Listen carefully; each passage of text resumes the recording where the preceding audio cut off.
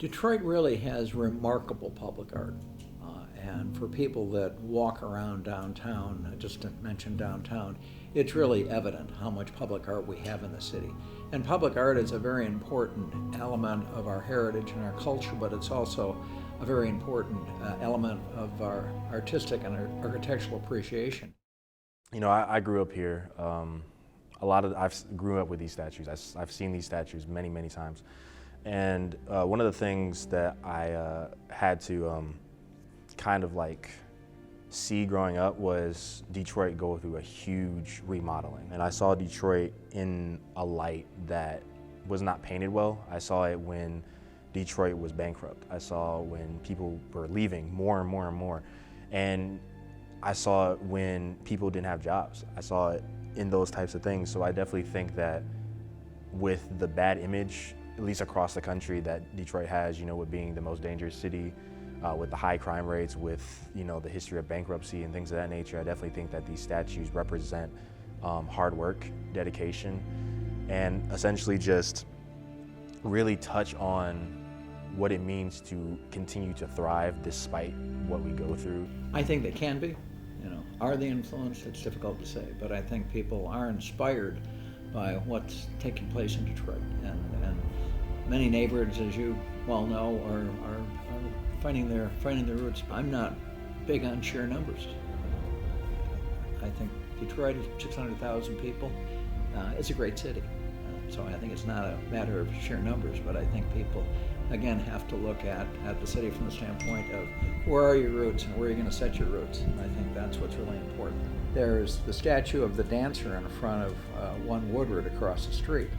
And back in 1970, somebody in the middle of the night painted green footprints going from the Spirit of Detroit statue over to the dancer and back again. So the myth there was that the Spirit of Detroit actually woke up when that statue was placed there and walked over to visit with the dancer and walked back again. I see a little bit of me in every single one of them. You know, I was looking at the tiger statues. I was thinking about my childhood when I would think that these statues would come to life. And I think that was a little bit of my childlike wonder, just being like, oh, I think that would be really cool if these things came to life. And a little bit of the fact that I knew that these statues represented something deeper than what they, you know, would think, you know. Again, these are tiger statues out of Comerica Park. It's just a ballpark, you know. That's, to the normal person, it's a ballpark, but to the city of Detroit, a tiger is, you know, it's an animal that represents dedication despite most of its life being alone and working through that. Great men are being redefined, and I think that's important issue to go back and look at our history and really looking at great men and then looking granularly at them and determine what elements of the men were great, what elements of the men weren't so great, how women play into that scenario as well. Next to the Veterans War Memorial, there is a bust of Abraham Lincoln. And that bust of Abraham Lincoln was crafted by an artisan, and his name was Berglund. And Berglund, amongst the many really recognizable piece of public art he did, was Mount Rushmore.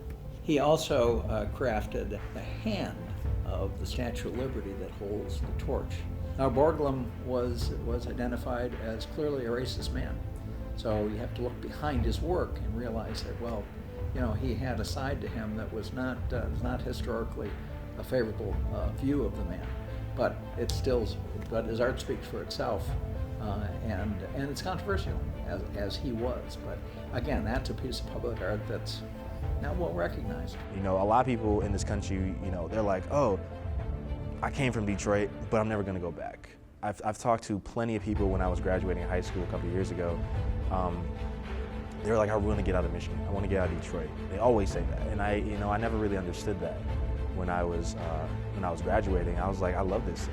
Like, don't get me wrong, there's definitely parts that we need to fix, and there's definitely parts that we need to improve upon. But I think just straight up being like, oh, I just want to leave. Like, I feel like that does a disservice to the city, and I think it definitely speaks to that quote that the greatest things happen when people are ridiculing. And same thing with Spirit of Detroit. Again, I've seen that plenty of times, so I see it in myself, just trying to do something for the city. trying to represent something. And this is why I do the things I do. This is why I'm studying film. This is why I want to start a production company. This is why I want to do these things, so that people can look at what I've done and be like, oh, I want to do that, or I want to do more, or I want to do something to help bring the city back to its former glory. And I think that fuels you to be better, that fuels you to work harder, that fuels you to be more dedicated. And I think the Spirit of Detroit, the Tiger statues, the Joe Louis fist especially, since it represents fighting, with those symbols in place, with the publicity that Detroit gets, mostly negative but somewhat positive, it evokes not only us residents, but it evokes us Michiganders to do better, to work harder, be more dedicated, and not only that, but give back to what has given so much.